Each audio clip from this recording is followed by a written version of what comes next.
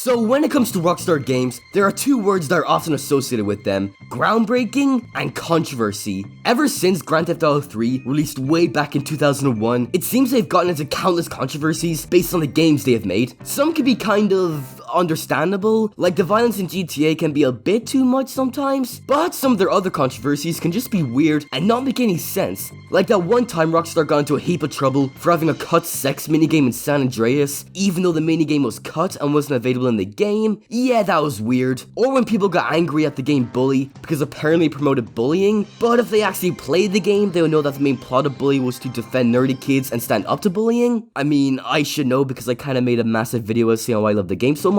But one of their games that got them into so much controversy was a little game they released back in 2003 called Manhunt. This game about murdering people in a very gruesome way is often considered to be their most violent and disturbing game. But why is that exactly? What made this game so disturbing and controversial for the time? Well, allow me to not only review this game, but also talk about the controversy it created and see if it's all justified. Without further ado, let's play some Manhunt.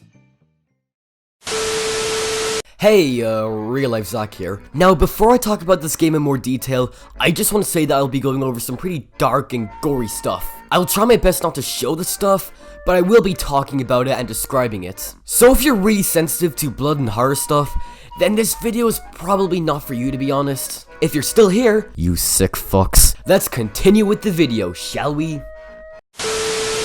So, Manhunt takes place in a fictional city named Carcer City, where you play as James Earl Cash, a man who was placed on death row for his various crimes and is seen to be killed by the lethal injection. However, he wakes up in a dark room where a mysterious voice that goes by the director tells him that if he brutally murders multiple gangs that are hunting him down, he'll be set free. The director is doing all of this for a dark web series where viewers can watch random men get murdered in very gruesome ways. Yikes. Yeah, I can kinda see why this caused so much controversy. God damn. So for the rest of the game, you are set free to roam around this big city, hide in the shadows, and either quietly murder someone or murder them in a very loud and disturbing way, all for the pleasure of some weirdos online. Yeah, this is definitely a Rockstar game. Yep. Now firstly, I just want to say that this is not a bad game in the slightest. In fact, I find it to be a really fun and enjoyable game. Like I said, your character is basically set free to roam around this big open city, hide in the shadows, and kill several hunters. Now, I know I'm gonna sound like a psychopath for saying this, but I kinda like this game. Putting aside the pretty dark and fucked up aspect to it, it's honestly just a lot of fun to play through. The main location of this game, Carcer City, has such a creepy and dark atmosphere to it that adds a level of fear to the game. The city is very run down, it looks like something straight out of a horror movie. Also, this isn't really related to the game, but Manhunt actually takes place in the GTA universe. Carcer City gets name dropped in both GTA 3 and San Andreas, more specifically on the radio stations, which I'll play a sample of right now.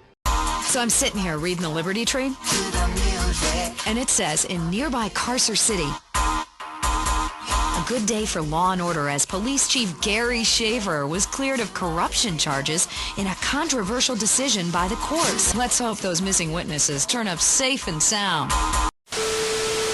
Tired of all the sunshine and good weather? Looking for a real American vacation? Visit the shining jewel in the Rust Belt crown, Carcer City.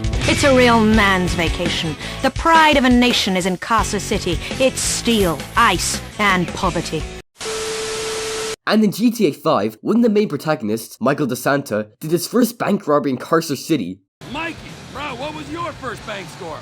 88, outskirts of Carcer City. Took a small franchise for 10G.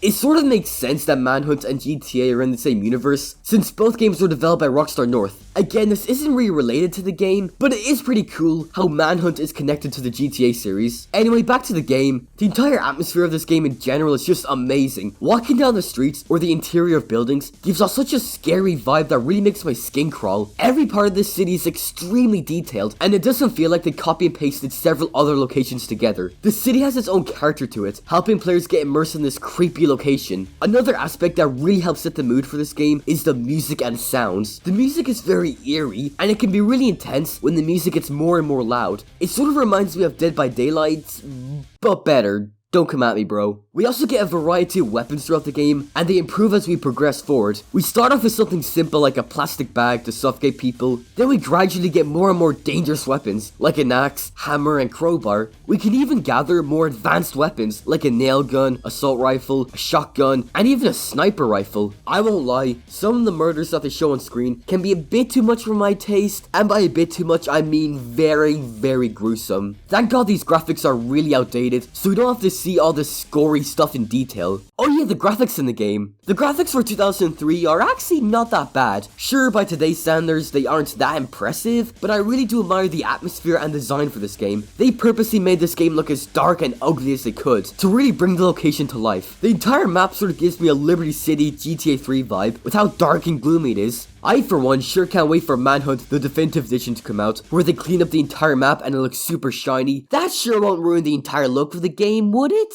But yeah, the graphics are pretty decent for the time. I also really like the story and general plot of the game. It feels like you're watching an underground snuff film, thanks to the ambient sounds and static cameras they use around the game. The entire look of the game reminds me of some old creepy YouTube videos from the early 2010s. I don't know, I just kinda like that vibe since I like watching creepy stuff on YouTube. But design and graphics aren't everything. What about the gameplay? Well, the gameplay is pretty basic, to be honest. You basically collect various weapons throughout the map and murder people for the entertainment of the director. The developers added a ton of gameplay features into this game, the main one being stealth, which helps you hide from your enemies. You can hide in the shadows or crouch around corners to make it difficult for the enemies to find you. These gameplay elements would later be implemented into San Andreas a year later. There are also a ton of really gruesome death animations that were specifically made for this game. The gameplay is definitely the most controversial aspect of this game. The way you have to kill these guys is so disturbing to watch, even if it's just some shitty 3D models choking each other out. While I do enjoy the gameplay, I can see why it caused so much anger and controversy. Even Rockstar themselves started to question if they are going too far or not.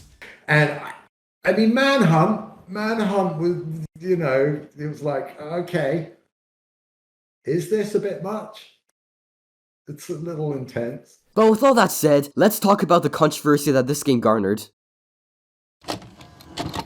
The first instance of Manhunt being involved in controversy is honestly a really sad story. On July 28th, 2004, in Leicestershire, England, Stefan Paquera was murdered by his friend at the time, Warren LeBlanc. When the police raided Warren's house, they found a copy of Manhunt, and according to people who knew Warren at the time, he was obsessed with the game, and the media believed that Manhunt is what influenced him into murdering his friend. Around the same time as the murder, US Attorney Jack Thompson started to campaign against Rockstar for their violence in their games, and eventually started working with the victim's family and attempted to sue Rockstar and Sony for over $50 million. The case didn't go anywhere, as the court deemed that Manhunt had nothing to do with the murder, but Warren was still sent to life in prison respectively. But the controversy with Manhunt would not stop there. Tons upon tons of news outlets were making articles on how Manhunt was corrupting the mind of our youth and making violence look like fun. The game would eventually get banned in many different countries, like Italy, Australia, and even Ireland. Manhunt is always seen as a vile and disgusting game that glorifies murder and violence, but is it really justified? Well, the game is really graphic and violent, but at the end of the day, it's just a game. The game has a pretty fucked up sense of humor where you have to be pretty sick to laugh at. It sort of has a weird parody aspect to it, if that makes sense. Like, the people who made this game aren't trying to advocate violence, they simply made a game where you kill people. God, I'm actually sounding like a real psychopath right now, fucking hell. In the end of the day, while this game is a lot of fun and easily one of my favorite Rockstar games, I can see where most of the controversy came from, and I do somewhat understand why people got angry at this game. Making a game about hunting people down and murdering them will cause controversy no matter what, and there is no way to sugarcoat it. But no matter what people think about this game, I still find it to be a rather enjoyable game. I would suggest this game, but it does have a lot of violent and gory elements to it that would definitely turn some people off.